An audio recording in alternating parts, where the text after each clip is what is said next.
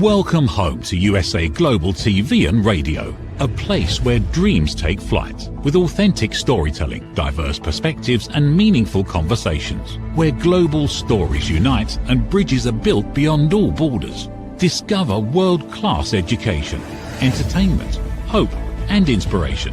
Together, we're building bridges worldwide. Subscribe to our channel, USA Global TV. Download our app, USA Global TV. Be our guest or join our team. Visit usaglobaltv.com. Thanks to our founder and executive producer, Dr. Jacqueline Kerbeck. Music score by Yeffy Tang from Cloud Road Music.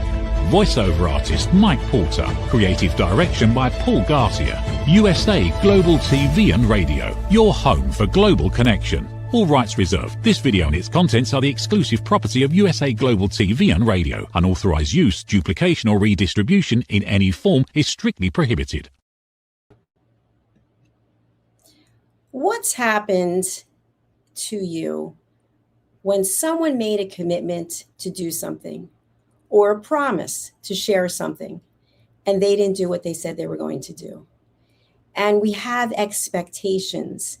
And these expectations don't match up with the behavior the person's already shown us. Welcome to A Woman's Prerogative. Our topic today is when someone shows you who they are. Believe them. Joining me for the first time on USA Global TV and Radio is my co-host, Amanda Holmstrom. She is the founder of Silver Rose & Co. And everything and anything you want to know about etiquette, she's your person to go to. Let's welcome her to the program.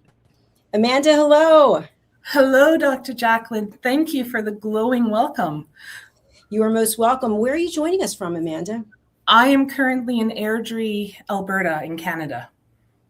Wonderful. Well, thank you for taking the time to join our team. I am so thrilled. You have worked so hard to become a TV show host, and I'm just grateful that we are sharing this space together. So am I. I'm very excited to be joining A Woman's Prerogative and honored to be able to co-host next to you. Well, let's get into the topic because I think this is right up in your area of expertise. Someone tells us they're going to do something, and we already know the last X number of times they didn't actually follow through with it. But we think to ourselves, let me give them another chance. They probably didn't mean to not show up or to disappoint me, but yet they already told us by their behavior. What is it, do you think, that we continue to give people more opportunities? You know what, I love that question. And it's common for everyone. I know I fall into that all the time. I think we all have this deep belief that we want people to be able to come through for us. And for some of us, we expect them to come through for us the way we would come through for others. And every time that we get let down, we want to give them that chance to redeem themselves or to prove us wrong, that they can be who we think they are. But it does hurt. And eventually people get hardened to it. I know I've fallen into that trap with a few people, and it gets harder and harder to give them another chance. I'm sure you've experienced that dealing with so many people. I think you said something that is so profound, which is we have this expectation because we would treat someone a certain way, and we think everyone's going to be the way that we are. And I know this about myself, and you know this about me. I'm very structured and very disciplined. And so to me, I almost feel like everyone is going to be structured and disciplined, and that's not the case. So I want to talk a little bit about etiquette. And where does etiquette come in when you think about our expectations of others? Are there any etiquette rules on this? Absolutely. I'm going to take us back to the absolute basics of etiquette and manners. And that goes back to the golden rule that many of us learn in school or on the playground about treating others the way we would like to be treated. And that's fundamental. You're going to treat people a way that you want them to come back to you. But then we can circle into the platinum rule. which is treating people the way they want to be treated as well. And that's where it gets a little more murky, because then you're looking, well, if they're going to be treating us this way, well, does that mean I should treat them back? And the fundamental rule of etiquette is you're trying to make life better for others, right? It's not about me or myself. It's what can I do to help others? And part of that is stepping up and coming through with my obligations. You've made an agreement with something. You've told someone you would do something or you would be somewhere.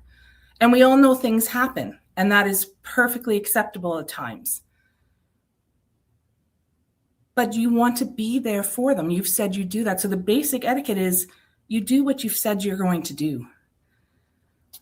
And that's, if you're going to not, they're not going to ask you again. So it sounds to me like what you're saying is that we have to set boundaries. So when we are in a relationship with someone, or we have an exchange of some type, that I'll do this in exchange for this, that if that exchange does not take place, that could be that aha moment where we say, okay, now I see what's going on. However, what about when the person justifies their behavior based on things that are not going well in their own life?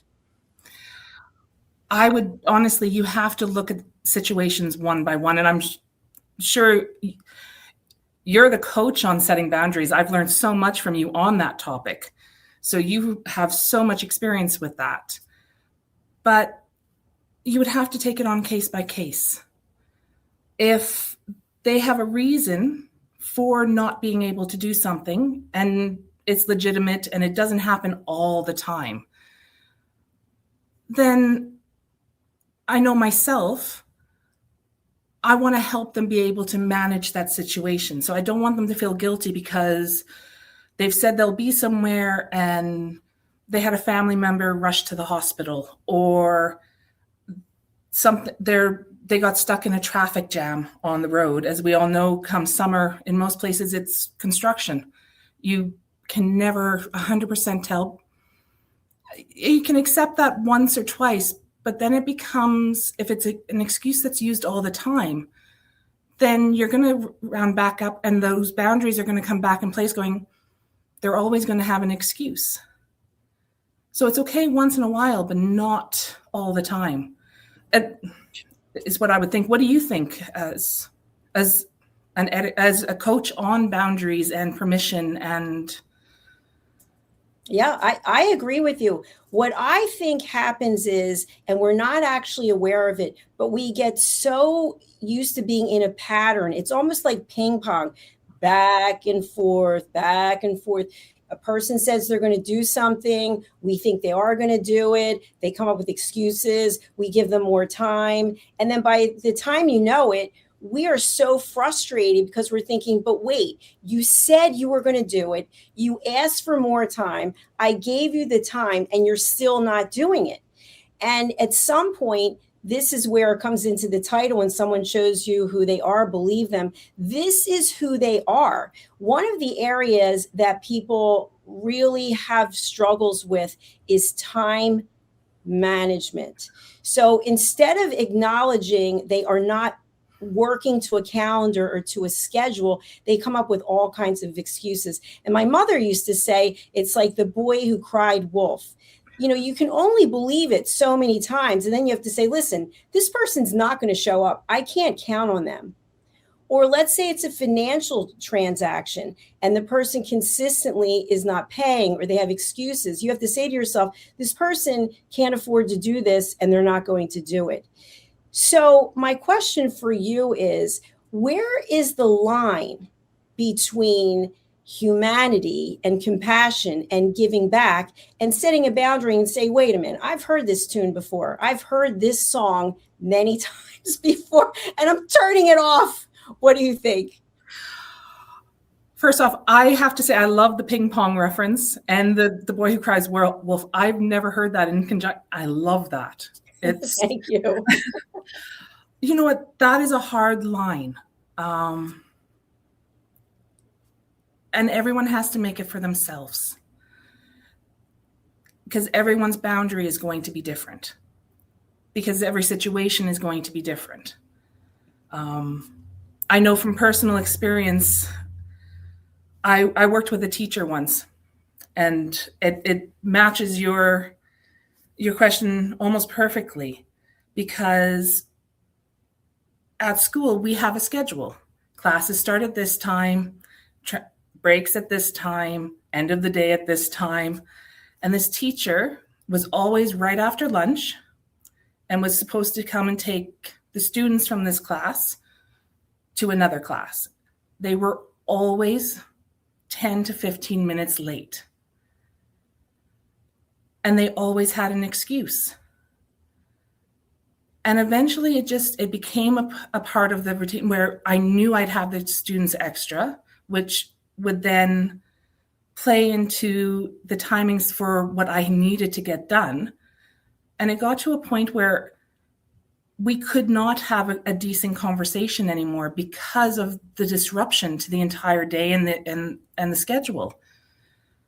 And we had to eventually bring other people into it to help mediate, because this other person did not understand that their being late all the time was affecting not just me and the team I worked with, or the other teachers that we worked with, but it affected the students as well, and the rest of the day in the timetable. So we had to place those boundaries, but I still don't know if they ever fully understood that because they were making excuses, it made it tough to work with them. I am completely in agreement with you, because it's a ripple effect. When we don't do what we say we're going to do, we don't necessarily see how it's going to affect the other person. And then you may have made an agreement with someone else that was contingent upon this situation, and so on and so on and so on. And what I found is when people are in a place where they are not being their authentic selves because of insecurity, because of fear of something, they may not even be aware. And so I think we call this social etiquette. And one of the examples you and I talked about off camera is I realized this at the place where I work out. People are going into the bathroom on the phone. So this is showing something to me. I don't know what exactly, but if you're having a personal conversation in a public toilet, I will never be calling you on the phone. That is for sure, because I don't want to be the one who you're on the phone with. And so you have to make a decision. Someone shows you something about themselves. That doesn't mean we have to judge them. We get to step back and say, this isn't working. We don't have to give excuses either, do we? No, we don't. But we normally do. I think it's a human trait that we want to give an excuse, and we often will give a very long excuse, especially for feeling guilty. Or sometimes that excuse is not quite truth because they have all these details. I totally agree. And by the way, something else that comes up is I've seen this happen over and over again. The person didn't do what they said they were going to do. They start making excuses, and then they turn it on you. This is actually your fault. It's your fault because I wouldn't have agreed to this if you didn't make me. Oh, I'm sorry. How did I make you agree to this? Was there some duress that you're claiming? Well, at the time that I said I was going to do it, I just said it because I didn't want to hear you anymore. And this happens in relationships all the time. Just to shut someone up, we will agree to something. And the other person truly believes that you are interested in making the situation work and you're going to do this.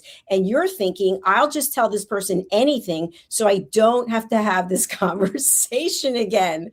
So what would you do in a situation like that? You can pick either side. I have to admit that I've done both. And I think, again, to admit that we've been wrong on something, right? We've made this commitment, we haven't carried through. If we were to admit that, it makes us have to look at ourselves. And that can be sometimes very, very hard. But I know I'll be having a strong conversation with my husband. And I know that it's my fault, something that I've put something away wrong, or I didn't clean something, or I didn't do something I said I would do. We've all been in those situations in relationships with siblings or friends, but I won't always want to admit to it. And I can come up with, I'm one of the world's worst fibbers. I cannot tell a tale to save my life. My face is too expressive and I'm just horrible at it. But it doesn't mean I don't try sometimes, especially if he's caught me and having been reading on the couch and not doing what I needed to do that day. Or I snuck the jelly beans when I said, nope, I'm on a hard no sugar for this week. But I'll try. I love the honesty.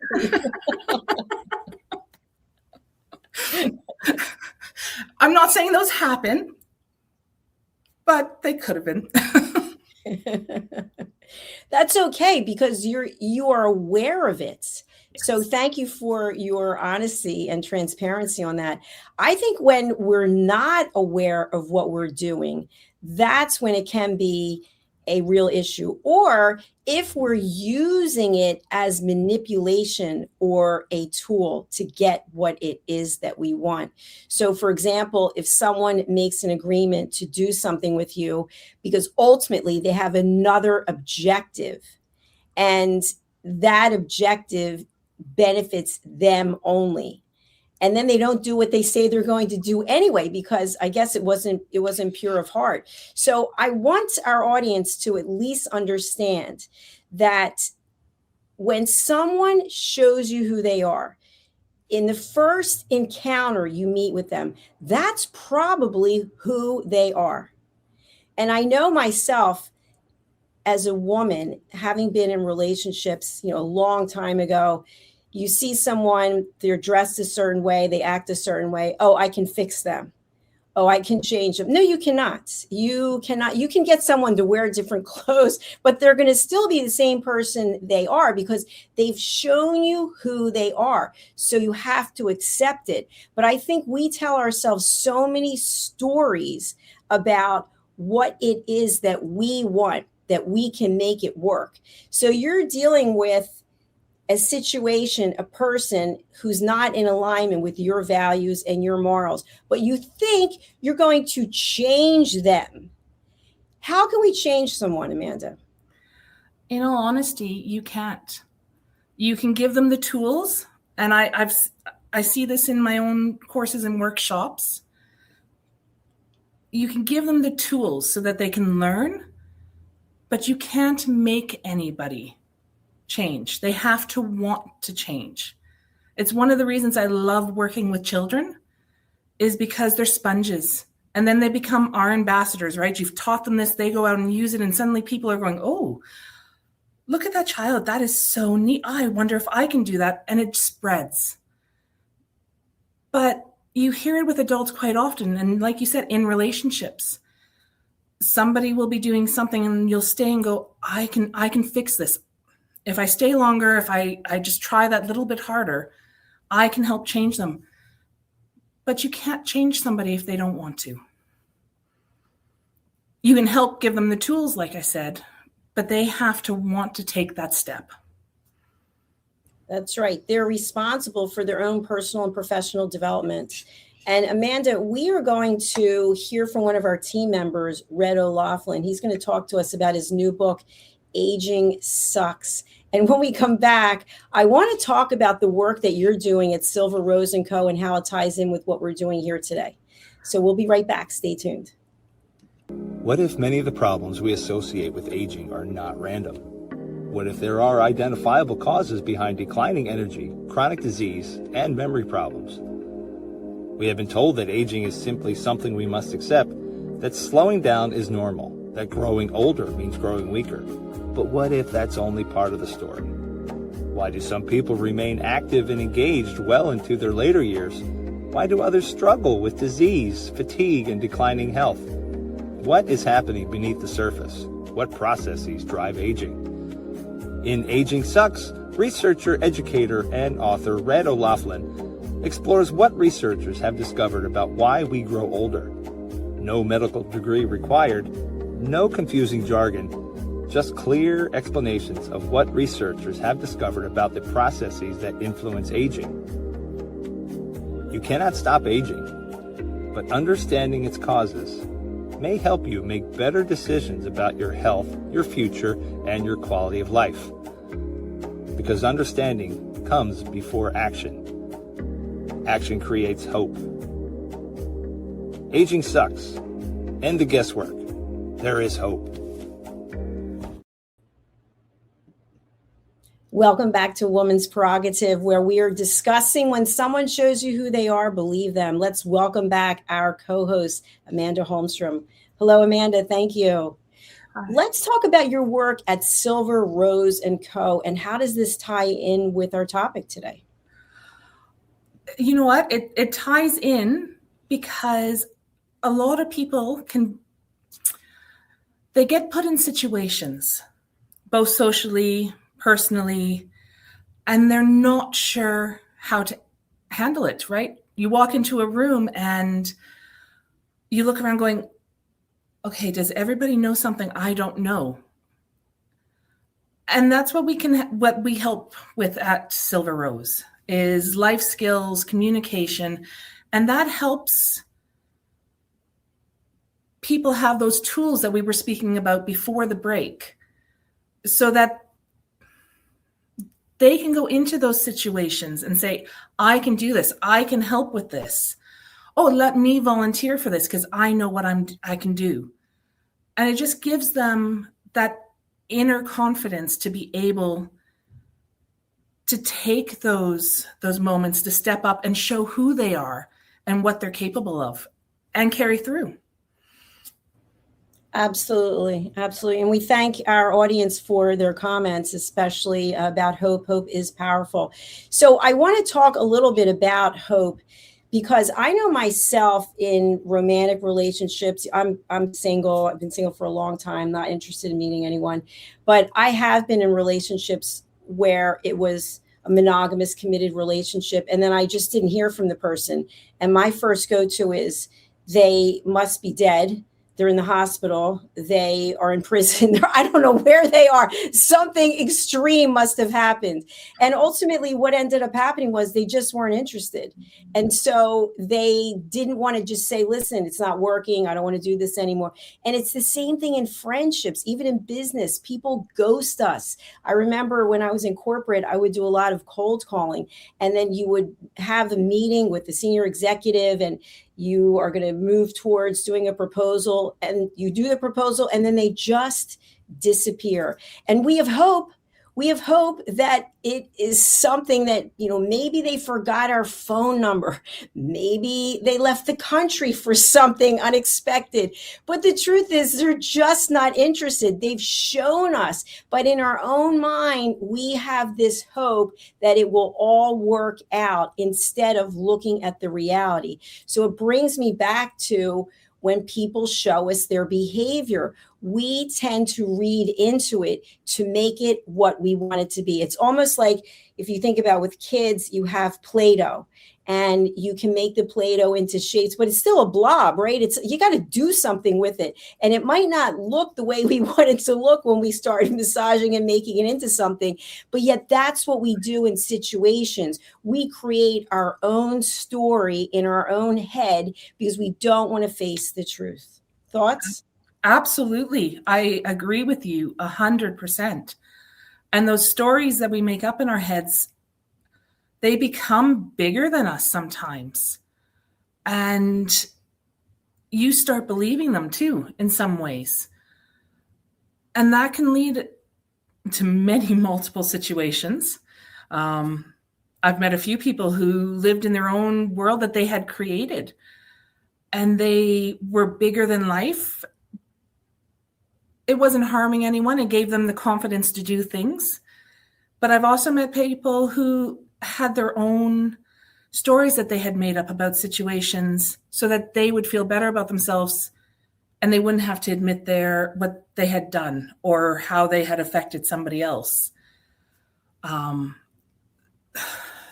Those stories you make up in your mind can be very powerful tools to carry you through something, but they can be quite harming as well.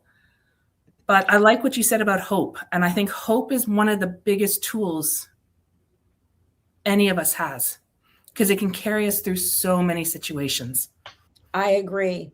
I think we just have to have a boundary between looking at what a situation is. And I'll give another example. Again, when I was in corporate, on Mondays, we used to have our sales meetings and we'd have to go around the horn, so to speak, and everybody would talk about where they were with their various accounts.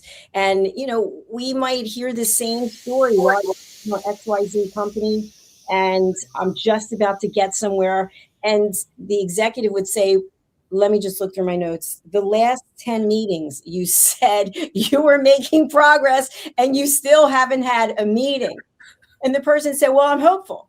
I'm hopeful. And so the executive's response was, hope springs eternal, right? So when you're running a business, you have to be able to have a clear line between where there is hope and where there's action, because if you're not bringing in revenue, you can be as hopeful as you want and you're going to be out of business. Absolutely. Absolutely. But that's a hard boundary for people. And I'm sure you've come up against people like that. I come up against students in the classroom or a parent who comes in and they'll go, oh, but my child was this. And you're going, no. This is what had to be done. This is how they're doing. They didn't do this, or they did do this and they're doing fabulous. But it's a very hard boundary to have to set. It's true. And I love the fact that you brought up children. I don't have any children, but I know from studying this that, let's say there's something going on at a school and the principal calls, the nurse calls, whomever, and says, your son was in a fight with so-and-so. And so you go down to the school and your son tells you one version of the story and the other person tells a different version of the story. And of course, you want to believe the version that your son tells. And then there's a third party who saw the whole thing and isn't biased in any way and tells you, well, this is what happened. But you can't let go of what your son said because you want to believe your son. But yet somebody filmed it and it's right there. There's the evidence and you still don't want to believe it, because how could your little Bobby, your little Susie, your little whomever, how could they do something? So I do think we have blinders on, especially when it's for people who are close to us and even ourselves. We can't even see our own behavior. Absolutely. And I love how that ties right into our show title. They're showing themselves, and children have to learn. You teach them right from wrong. So it's a long learning process. And I've been in that situation.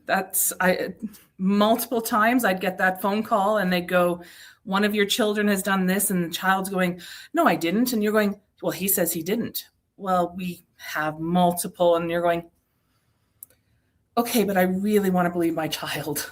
But you do have to admit that, okay, maybe they weren't innocent. Middle ground. There's always two sides to a story, and then somewhere in the middle is hopefully what actually happened. But they're showing you a bit of who they are. And are you willing to accept it?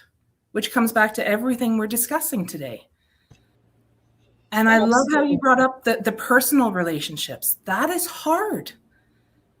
Your parents, your grandparents, your children, your spouse, your best friend. You want to believe the best, and you want to believe they always will be there for you, or that if they treat you badly, it's a one-off. Oh, you know what? They're having a bad day. Next week or tomorrow, or it'll be better. And you keep doing that because it's that hope and a belief that you want them to be what you need them to be. And you're not willing to believe what they're showing you. So true. So true. We have a comment from 5 Elements Infinity on YouTube. Thanks for watching. We are trying to be the best version of ourselves. Okay, thank you again for the comment. I just want to point out a couple of things. The word trying to me doesn't equate, because we are either being the best version of ourselves or we're not. Because we can't try something, whether we're doing it or we're not doing it, in my opinion. And the other thing is, sometimes we think we are doing what's right, but it may only be right for us. And we made commitments to others, and we're not actually looking at the full picture. So I'd love to know what your thoughts are about the word trying. And again, I'm not picking you out, 5 Elements Infinity. I appreciate you commenting, but I do hear the word trying, and I will say to someone, you're either doing it or not. You're either picking up a book or you're not. You're either talking or you're not. You're listening or you're not. There's nowhere in between in my world. What do you think? First, I want to say thank you for that comment as well. Fabulous. My family are very big sci-fi and fantasy. We're complete geeks in our family. And one of the things I always had posted on my kids' walls was a picture of Yoda and his do or do not. There is no try. You're either going to do it or you're not going to do it. It's learning as you're going. You're not trying, because you're going to either say, I'm going to do this, and you're going to pick up the tools you need and you're going to do it, or you're going to come up with excuses on why you can't do it. And everyone has a different level on where they hit for that. But I have to agree, there really is no trying. You're learning, you're doing, or you're not going to. And it could be as simple as not yet. I'm working on it. Yes. I haven't accomplished it yet, meaning my intention is to do so. But in order to do so, we have to take action. We have to take steps. And it's actually a selfish plug for my new book, which I wasn't planning on mentioning, but it fits in so well. My new book is called Stop Why Knowing Isn't Enough, meaning we have all the information that we need, but we don't take action.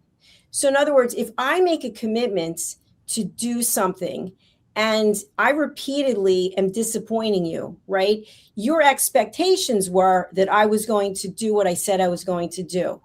So expectation is one thing, and then me making a commitment to do something and not delivering it, they're two separate things. I'm responsible for this last part, and you're responsible for your expectations. But we have all the information. The information is we made an agreement. It could be a verbal agreement. It's a written agreement. We understand there's an agreement. Do things come up in life? Absolutely. Does that mean we don't follow through on our agreements? I don't believe so. Maybe it gets delayed or stalled, but we let the other person know. We don't just disappear. Very true. Very true. It's all factors of life, right? As you mentioned, it happens in business and your personal. I have it happening right now. Very minor situation is I currently live in Indonesia, and my family has been pushing to learn Bahasa for the last few years while we've been there. My husband is very dedicated. He's got his Duolingo. He practices. He does every single day. And he and my kids are constantly going, Mom, you haven't signed on for your family Duolingo yet. And I keep going, oh, you know what? I just don't have the time today. And one of my kids actually called me on it this morning and went, you're not going to do it, are you, Mom? And I went, probably not at the moment. Now, Amanda, wasn't that a relief when you said, you know what, actually, I'm not going to do it? No, not right now. Maybe in a month, maybe in a couple months, once I get everything else kind of sorted and I feel like I've caught up. But no, oh, Mom, it's only a couple of minutes a day. And I'm going, yeah, no. Well, let's break that down. Part of the reason I believe these things occur is because it's not a priority for us. It's a priority for someone else, and they want it to be a priority for us. And then setting that boundary and saying, you know what, I appreciate why you want me to do this. At this time, I'm not able to do it. Now, if you started giving an entire arm's length worth of excuses about why you can't do it, people can just go through every single one of them. And the bottom line is you just don't want to do it at this time. And so that is sufficient. How do you feel in giving a succinct answer like that? You know what? I actually felt a lot better, because every time I gave that excuse, well, Mom, when are you starting? When are you going to do this? Or I'd have my husband going, he'd be doing his and he goes, oh, that was really easy. And I'd be sitting there going, oh, I need to really start that so that I don't want to do it. Not now. I do want to eventually learn it, but language I find is very hard for me. So it is one of those things that I need to give the time. And I just don't feel I have it at the moment. And that's fair. And for those of you who don't know, Amanda is a world traveler. It is amazing how much she gets accomplished in how many different time zones.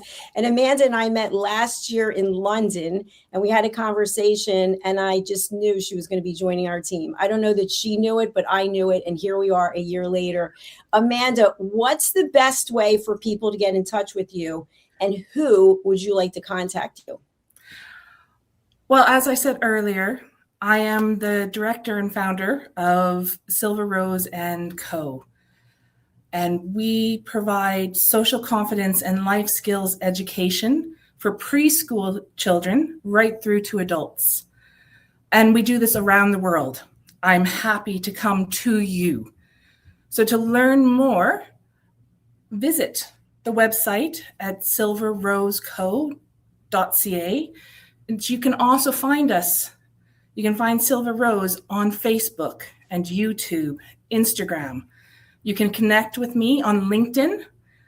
I'm under Amanda Holmstrom, and that's HOLMSTROM.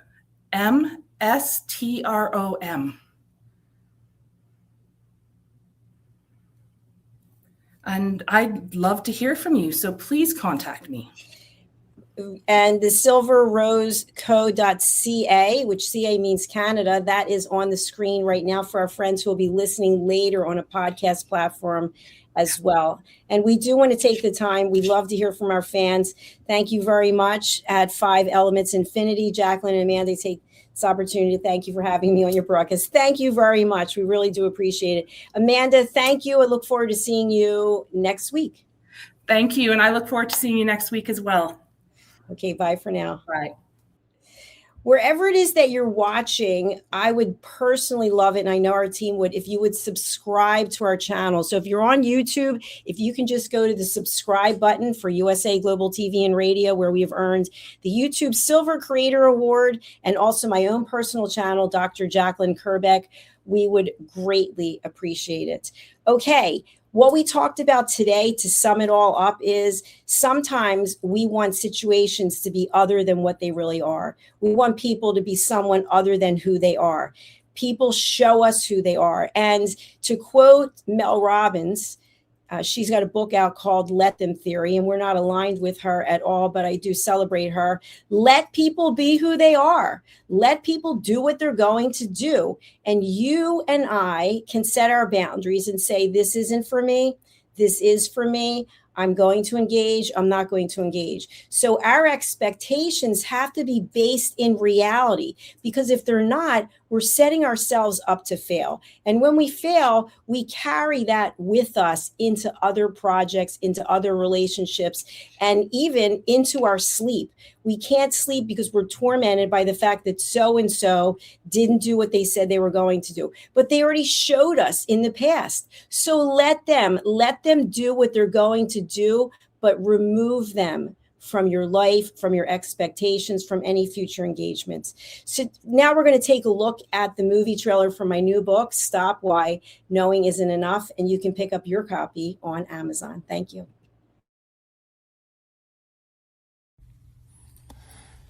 Every day, we wake up knowing what we should do.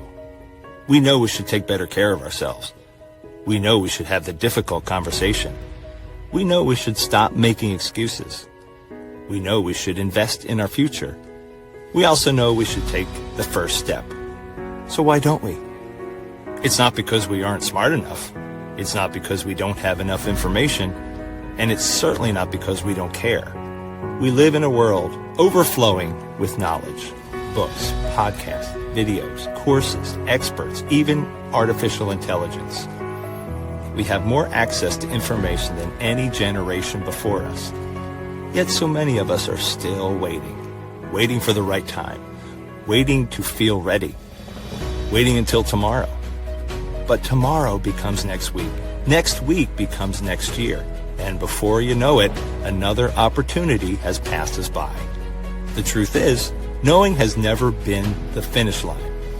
It's only the starting line. Our lives don't change because we know more. Our businesses don't grow because we know more.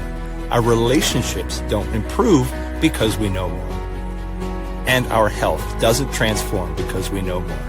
Everything changes when we act. When we choose courage over comfort, progress over perfection, action over intention.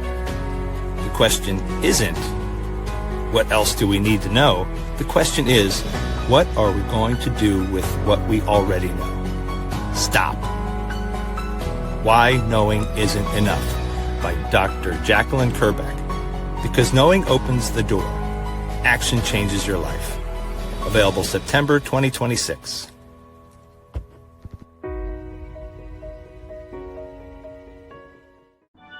People are searching for experts every day. Are they finding you, or are they finding someone else? Every day, professionals are building authority through media. We've already built the platform. USA Global TV and Radio. Over 14,000 shows streamed to over 60 countries. This isn't about becoming famous. It's about leverage, visibility, credibility, opportunity. One interview, one conversation, one show, repurposed into content, connection, and business growth. Most people assume hosting a TV show requires a studio, a production team, and a massive budget. Our television packages begin at $1,500 US per month. Professional production, global distribution, replay visibility, built for voices with something to say. I'm Dr. Jacqueline Kerbeck, and if this resonates with you, we should talk. USA Global TV and Radio, all rights reserved. Contact us at info@usaglobaltv.com. Thank you, viewers and listeners of USA Global TV and Radio, for joining us today. We're honoured to have your time and attention as part of our global community.